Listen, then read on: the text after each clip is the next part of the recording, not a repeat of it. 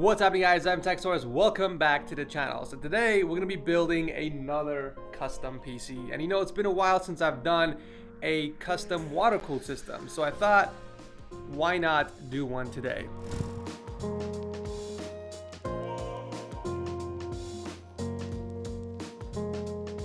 What if you were given $20,000 to build your ultimate dream setup?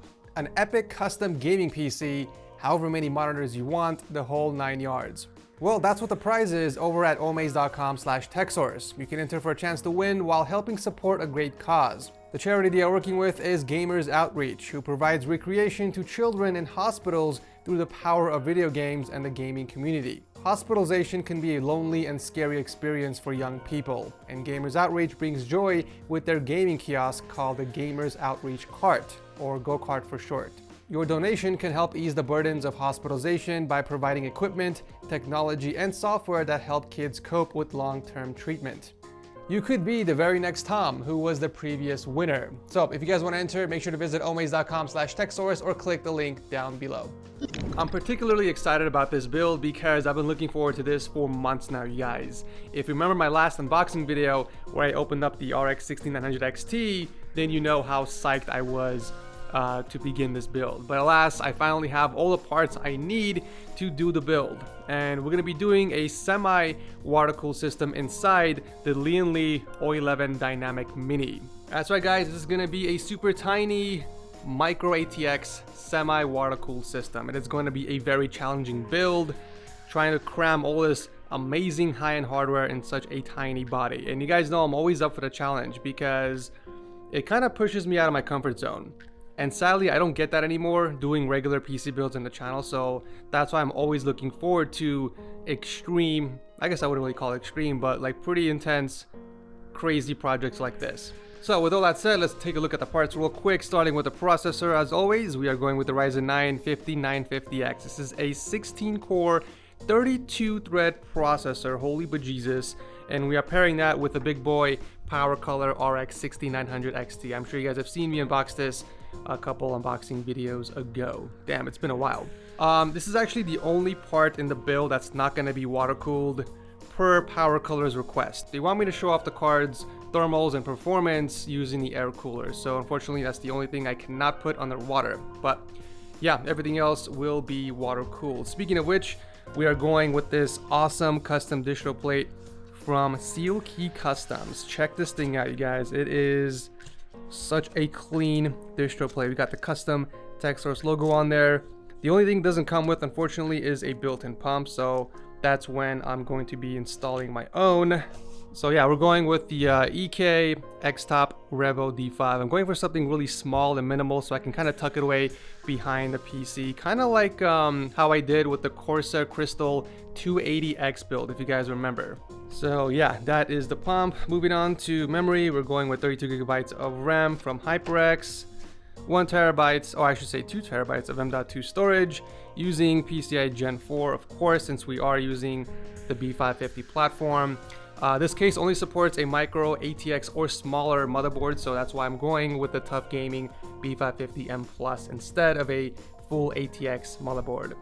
We are throwing out a block on the CPU, so we're going with the Corsair XT7 RGB in black, and we're gonna throw in a couple of Lee Unifans in black as well. In case you guys don't know, it is gonna be a mostly black build, maybe with some RGB accents. I haven't really decided on the color scheme just yet. Oh, and one last thing, take a look at the tubes we are going with. This is a lot thinner and longer than I'm used to, but let me pull this back real quick. This is a very awkward angle, but take a look at this, you guys. I'm going with this frosted or satin black tubes from Corsair.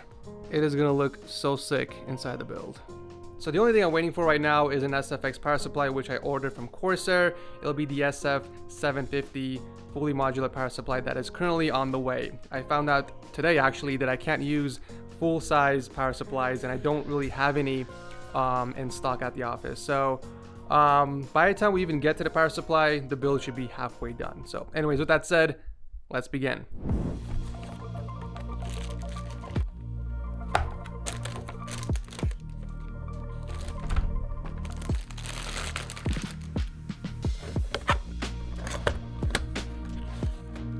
So the Ryzen 9 5950X is AMD's fastest processor on the AM4 socket. And you guys are probably wondering, why the hell am I putting this on a micro ATX motherboard with a single 8-pin EPS socket? The short answer is because I can.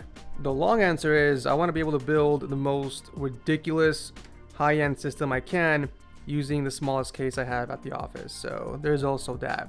And like I said earlier, guys, we are doing a semi-water cool system. So the CPU is the only thing that's going to be underwater. So that CPU is going to get all the cooling it needs to stay nice and cool, which obviously we'll check the benchmarks at the end of the video. All right, now let's install the M.2 SSD. This was actually not done on purpose, but I realized the motherboard doesn't have a heatsink cover. So luckily, the Sabrent Rocket NVMe comes with its very own heatsink, so I'll be using that with the PC.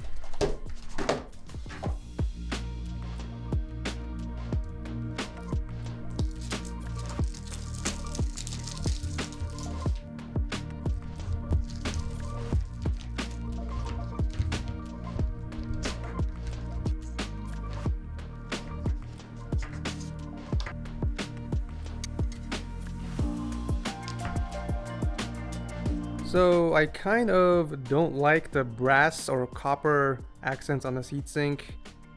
It does not go well with the rest of the accents on the board, so I think I'm just gonna swap this and use the Corsair MP600 again.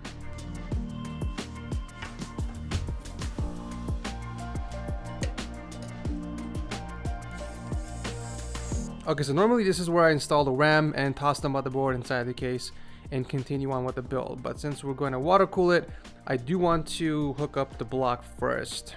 Make sure there's not going to be any clearance issues, and then I can continue on installing the RAM sticks.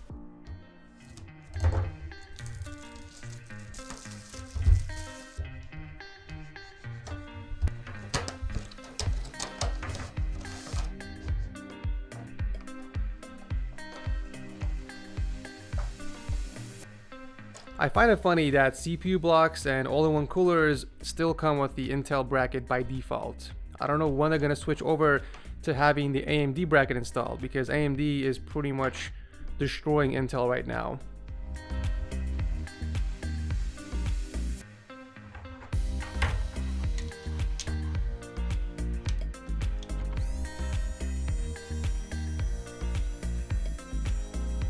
I hate how this electric screwdriver sounds like a one of those dentist tools.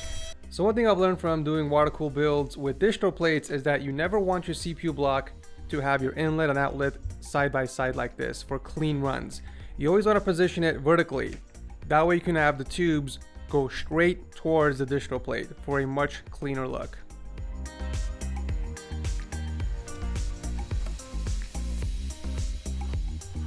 Alright, looking really good. I managed to route the cable in between the VRM heatsinks and towards the top. You can hardly even see it because it kind of blends in with the motherboard. So now it's time to hook up the memory sticks.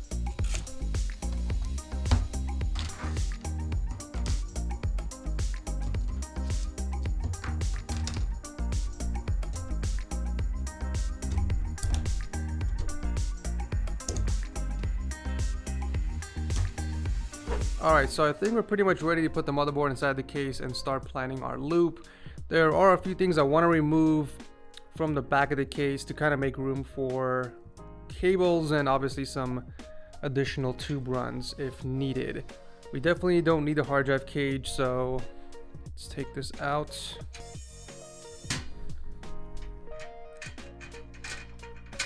Okay, that did not work. I guess I was supposed to take off this cable cover first.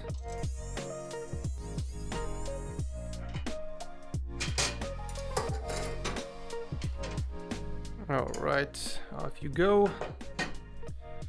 Now we have way more space to work with in the back, which is what I like.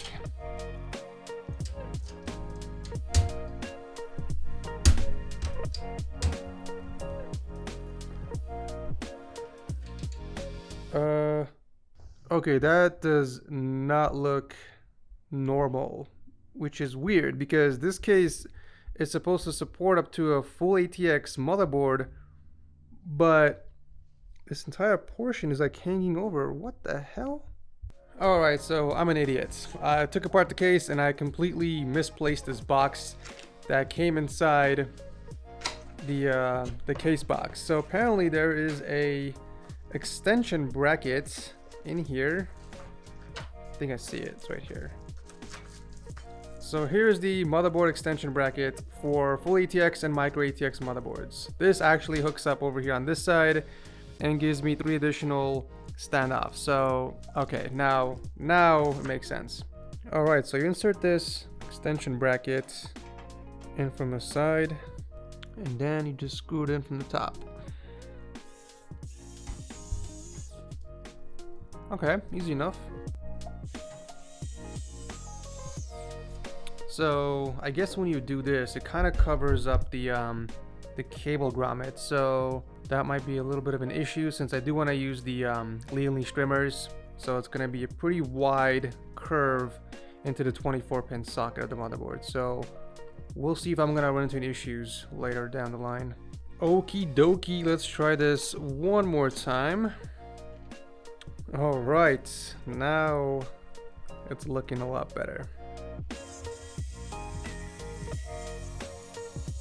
Alright, so we're making pretty good progress so far. Luckily we haven't ran into any major issues as of yet, but knowing my luck with water cool systems, I'm sure we're going to run into some very soon. I'm going to take some time to kind of figure out the radiator situation right now. I know the case can support a up to a 240 on the top and a 360 on the bottom. This strip plate is going to go over there, so I can't use that side. But kind of looking at it right now, I am doubting that I'm gonna be able to fit a radiator with some fans on the top. There's barely any space between the top of the case and the top of the motherboard. So yeah, I am kind of doubting that. So I think we might just go with a single 360 rad on the bottom. I don't know, I'll check it out. Let me unbox these real quick and see what I'm dealing with.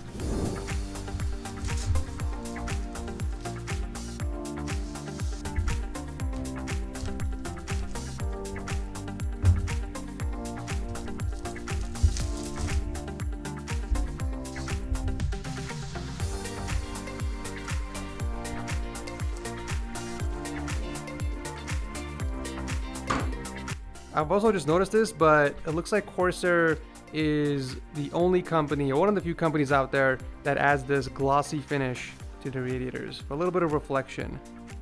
Actually, it's more like a semi-gloss, but I do prefer this over, you know, the usual matte finish that I see on other radiators. All right, so we got the 360 on the bottom. Super tight fit, but I know it's gonna work. And then we got our 240. Yeah, I don't know about that, Chief. That's gonna be a really close call. You know what though? I think we can make it work. So we should be able to pull this off.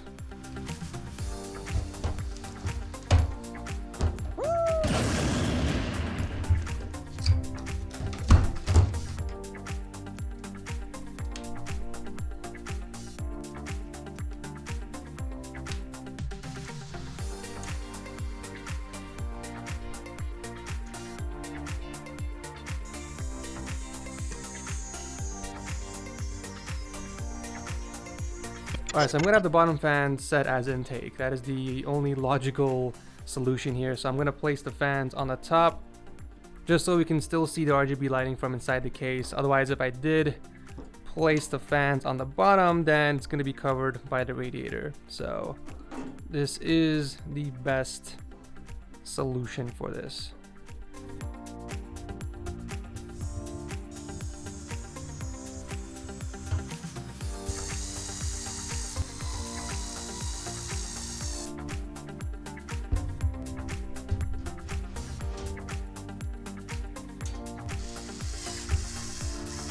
So this is what I was afraid of. Unfortunately, the RAM sticks are coming in contact with the radiator and I won't be able to mount the top radiator. These RAM sticks aren't even that high profile. Like, I went with the lowest profile sticks I can find, and apparently it's still not enough. That sucks. It's such a close fit too. We're talking a couple millimeters less than a centimeter for sure. Here's what it looks like from the top. As you can see, we're so close. That's unfortunate. I really wanted to put another rad on the top. Man, that is so disappointing. It's gonna look weird with just a single 360 mil on the bottom. I was really hoping this would work, but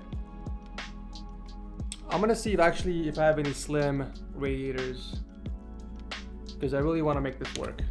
All right, so I managed to find two more 240 millimeter rads here at the office. One is from Ryzen, the other one is from Alphacool. So I just really hope one of these is thin enough. Nope, exactly the same thickness. Here's the Alphacool one.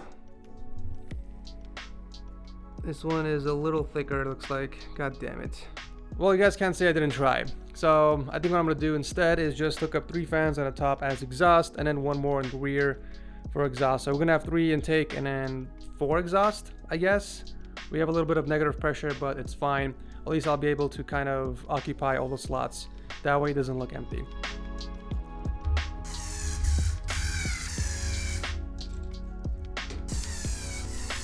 So I just realized I put the fan on backwards. That's fantastic.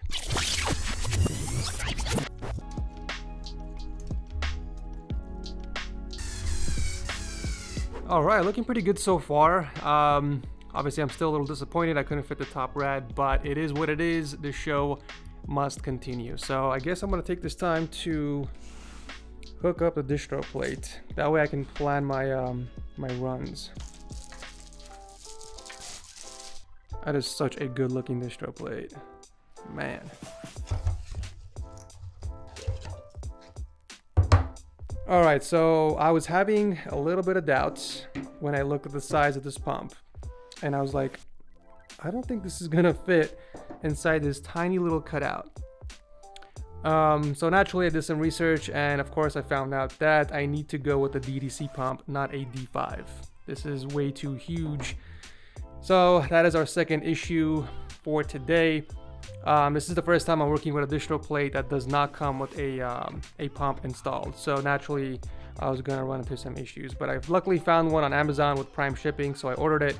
It will be here tomorrow. But I guess in the meantime, I can still hook this up and kind of figure out what I'm gonna do with the run. So I guess we can just do that.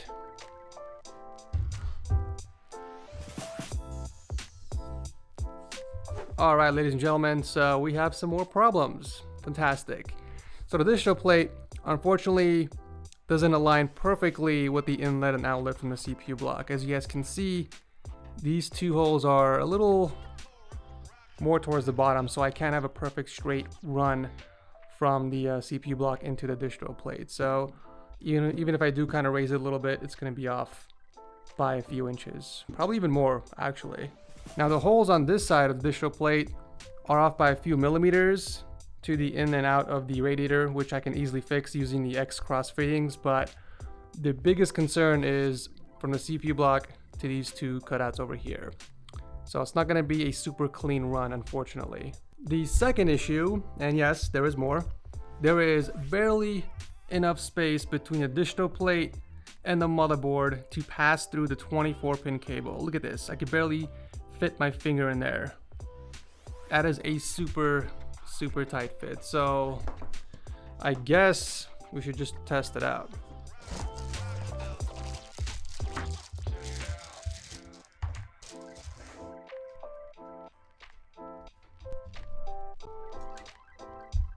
Okay, so that doesn't work.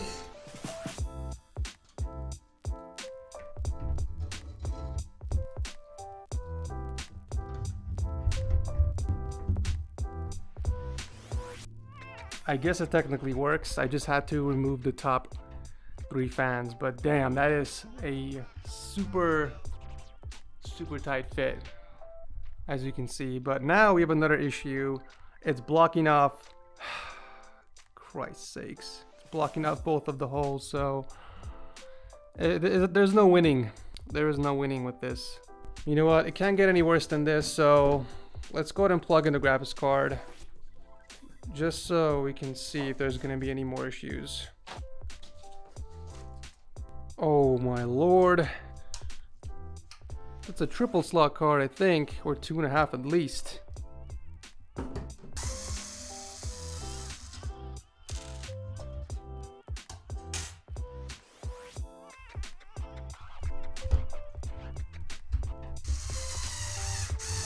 Alright, last but not least, let's also try out the triple 8-pin PCI extension.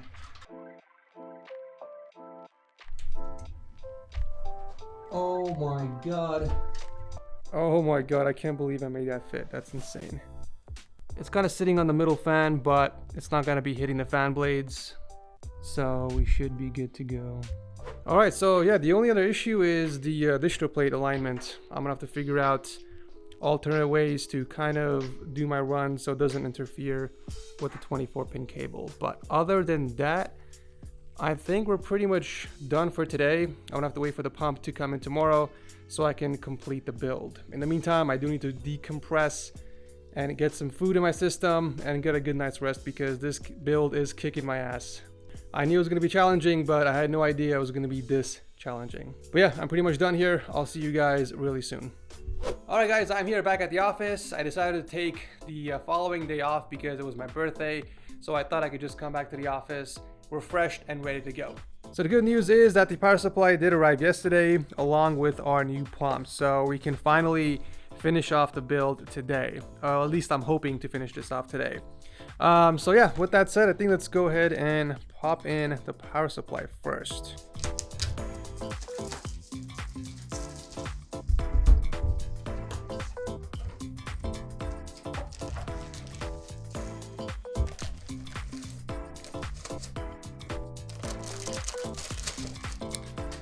Oh, look how cute this thing is. Oh, little baby. Oh, little baby.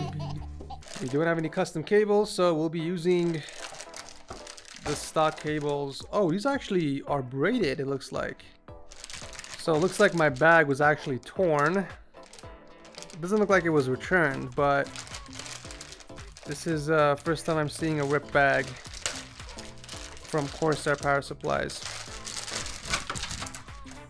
So I actually did not expect this. The cables are nicely braided. Okay, this is cool.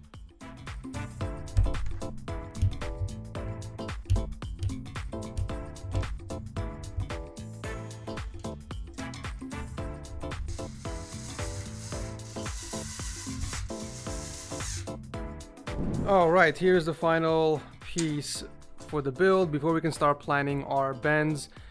This portion over here, or I should say the pump portion, plugs into this tiny little cutout in the back of the distro plate. So we're gonna have to remove this acrylic or plexiglass, whatever this is, from the pump unit. And unfortunately, they didn't give me any tools for that, so I'm gonna have to use my own bits.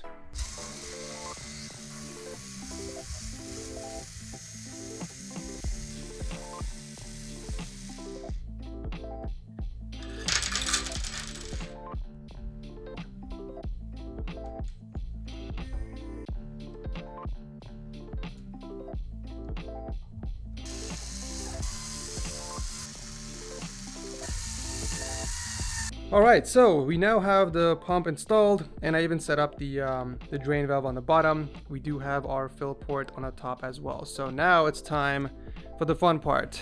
Planning the loop and doing the bends, guys. That is going to be the hardest part of this entire system. As I mentioned earlier, we do have a little bit of an issue with the holes over here not aligning with the CPU block inlet and outlet.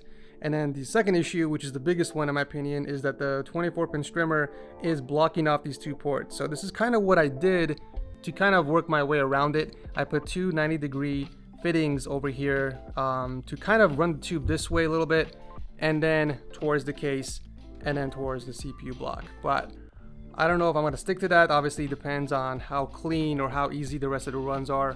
But I'm going to plan that out real quick, and I'll see you guys really soon.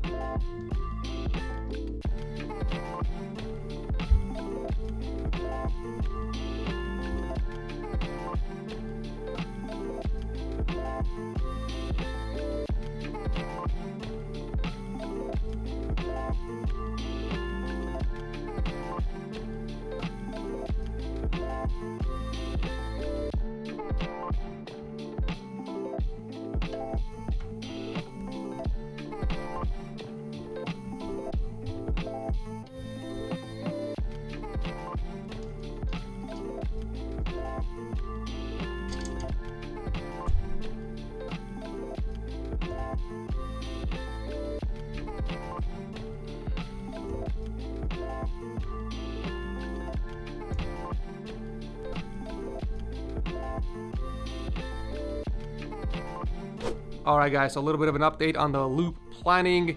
I thought about it a little bit more and I figured out a much better alternative to do the runs from the CPU block to the distro plate. So I went ahead and removed the X-cross fittings from the CPU block, and I added two 40mm, I think these are 40mm extension fittings, and then we got a 90-degree fitting over here at the edge. So basically I'm gonna run the tubes straight across. It's gonna look straight for you guys, and into these two X-cross fittings for the distro plate. So even though these fittings are kind of like at a 40-degree angle, the tube runs are gonna be straight and parallel to the graphics card. It's gonna look a lot cleaner at the end, and you guys will see what I'm talking about. So here's what's gonna happen with the coolant. We got the outlet from the CPU block going inside the distro plate. Coolant's gonna run over here at the top of the distro plate, out from the top and into the bottom rad, out from the bottom rad, back into the distro plate. We got a little bit of a bridge going on here so we can transfer the fluid back inside the distro plate, and then out from this fitting back into the CPU block.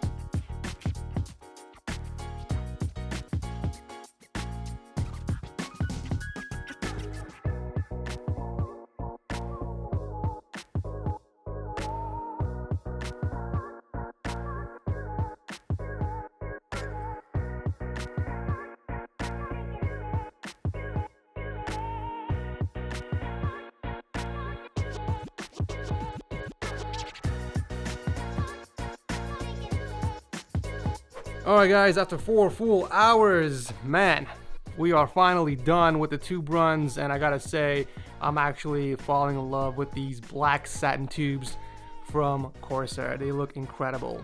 Unfortunately, I'm not gonna be putting a block on the card. I feel like it would have looked a lot cooler with, you know, some more tubes running out from the GPU block. It also would have been a lot slimmer too, obviously without this massive heatsink on there. But like I said earlier in the video, Red Devil wants me to use the stock cooler so I can test the thermals on it and performance, so it is what it is. Maybe I'll come back to this build later on and do a complete custom loop.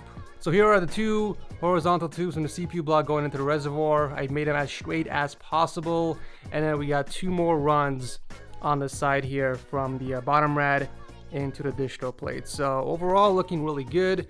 Before I start pouring in the coolant, we gotta test for leaks.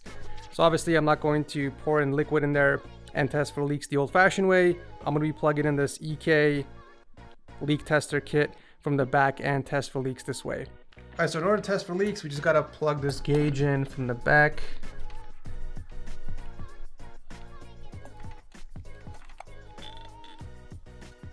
And then we just pump air inside the system. I like to get the lever between green and red.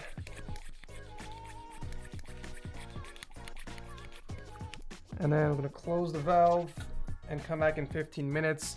If the lever is still in the green zone, that means there are no leaks, so we can proceed to pour in liquid. So I'll see you guys in 15 minutes.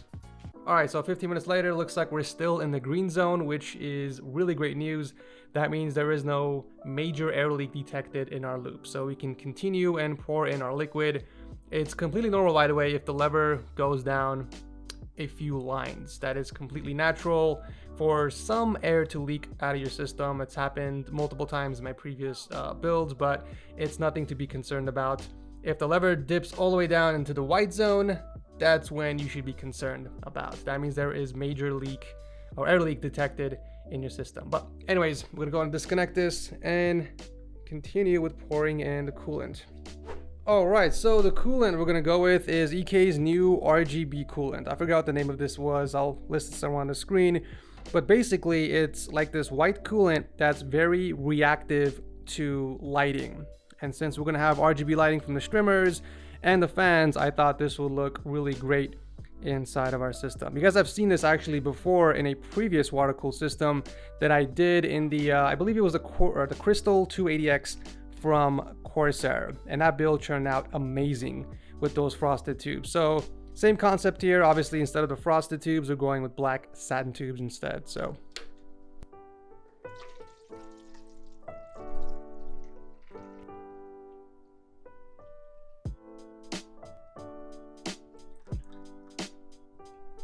all right, that is all the coolant I have. Hopefully it's enough. After all, we only have one radiator and one block, so it should be plenty. All right, guys, now comes the fun part, filling in our system. Now, when you're building a water-cooled PC, you never want to turn on the system until your entire loop is filled with coolant. And the best way to do this, the safest way to do this, is by hooking up an external power supply and connecting it to the Molex connector of your pump. This way you can control when to shut off the pump if you need to. I'll show you guys what I mean by this later on. So I also have a 24-pin jumper hooked up to the 24-pin ATX cable. And as soon as I turn on the power supply from the back, it's gonna activate the pump and it's gonna start circulating the coolant inside the loop. All right, so I'm gonna start filling in the coolant from the back. I want to do it slowly, and even though I know there's not going to be any leaks in there, I'm just always like super cautious about it, and you always want to double check. It's also a good idea, just to be on the safe side, to put some paper towel underneath the fittings, just in case. But I'm not going to put any in mine just because. YOLO. I wonder if the TechSource logo will still be visible, or will it... Oh, whoa, that's so cool. Oh, it kind of goes around it. Okay, that's awesome, actually. That is pretty cool. All right, so we are almost topped off. Now what I'm gonna do is turn on the power supply so that the pump can cycle through some of this coolant inside the loop, and I'm gonna shut it off when it gets close to empty.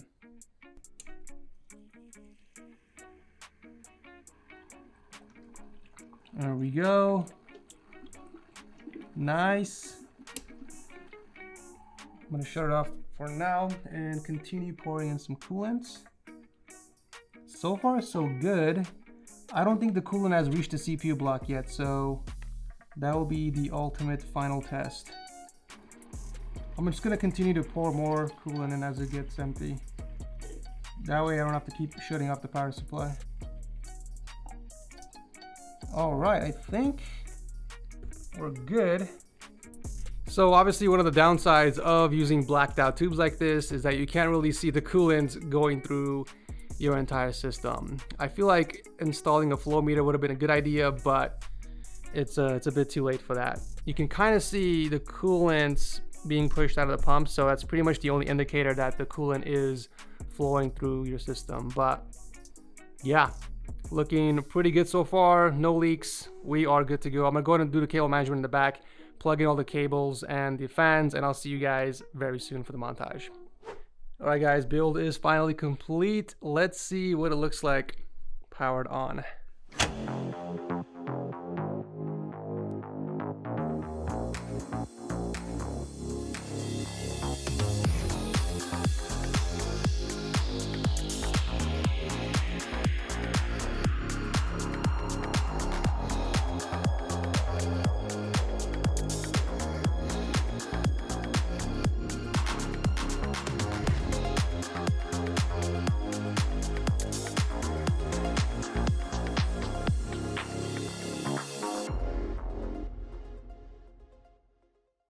Oh yeah, that coolant was definitely a good choice. Damn, that is gorgeous. So yeah, guys, this is pretty much the build. I think it turned out absolutely stunning. This is the most powerful micro ATX system I have built on the channel. Let me know in the comment section below what you guys think so far. I definitely love these black satin tubes from Corsair. First time I've been working with them. They're a little difficult to work with because they crack so easily because how thin they are. But I kind of figured out, you know, the proper way of shaving off the ends, so I'm not going to run into that issue anymore. Definitely going to work with those more in future custom builds because I just think they look incredible. Shout out to Steel Key Customs, by the way, for that awesome custom distro plate. You guys are awesome for setting that over. I've worked with a lot of distro plates in the past before, and I got to say this is definitely in the top 5 in terms of build quality and just the aesthetics. Fantastic work, you guys over there. I don't think they're based in US, but if you guys want to check out their distro plates, I'll drop a link to them below. They do one obviously for the 011 mini, but they do have other distro plates for different cases. You guys definitely have to check them out. What's interesting is that this distro plate is actually designed by a YouTuber. He goes by the name of Zenchili's Hardware, I think, if that's how you say it. He was actually featured in a couple episodes of Setup Wars, if you guys remember. But he was pretty much the mastermind in designing this distro plate for the 011 mini, and then Steel Key Customs was the one who built it. But I'll drop a link to both of their channels and websites below if you guys want to check them out for sure. Alright guys, so with all that said, I think it's time to run some benchmarks and check the performance on this beast of a card from Power Color. So let me hook up everything and I'll see you guys very soon. Alright, so we kind of have an issue with the system. It doesn't seem to be displaying anything. Like I can't even get into BIOS. And this is actually very unusual. It's the first time it's happening in a long time where the system is fully powered on and the fans are spinning, but I'm getting nothing on the actual display. I plugged in a second display just in case, and I swapped the HDMI cable just to make sure, but unfortunately that is not the issue. There's something going on with the system. I'm gonna spend some time to diagnose the system and I will be right back. Alright guys, so after an hour of trying to figure out what's going on with the system, I think I'm pretty much giving up here. It's definitely not the graphics card. I swapped out to 3 different cards and we still have the same issue. The PC boots, all the fans are spinning. It's not a power supply issue. It's not a memory issue, which means that it's most likely a CPU issue.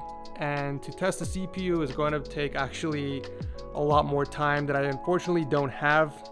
If this was not a water cooled system, it would be easy to kind of disconnect the cooler and pop in a different CPU. But I guess my biggest mistake was I didn't test the CPU before doing the loop. Out of 100 systems, the one time I don't test my components and then this happens. That's just fantastic. Yeah, I mean, it can't be any other issue, guys. It's not a BIOS issue. It's not a motherboard issue. I am using a Zen 3 compatible motherboard, so it should be able to boot the 5950X at least into BIOS, but I'm not even getting that. But anyways, I'm gonna try and come back to this system maybe a different time. If you guys want to see a follow-up video, I guess let me know in the comment section. But I think I'm just gonna wrap up things here.